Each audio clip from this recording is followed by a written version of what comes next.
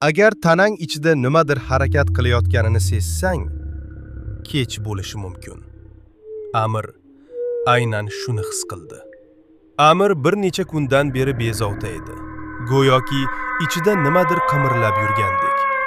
Avvaliga e'tibor bermadi. Shunchaki charchoq deb o'yladi. Lekin kechasi u uyg'onib ketdi. Xona jim, lekin ichidan g'alati tovush eshitilardi. Xuddi mayda qimirlagan narsalar ovozidek. U o'tirib oldi. Yuragi tez ura boshladi. Telefonini yoqdi va yozuv keldi. Biz uyg'ondik. Amir qo'rqib ketdi. Kim bu deb yozdi. Javob darrov keldi.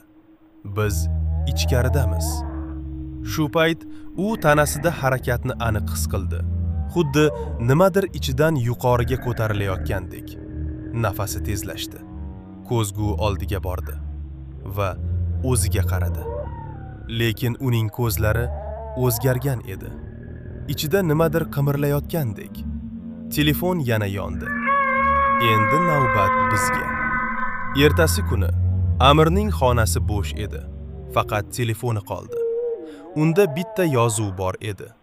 Endi biz ko'payamiz. Agar sen ham ba'zida ichingda g'alati his qilsang, e'tibor ber. Chunki ba'zida ular allaqachon uyg'ongan bo'ladi.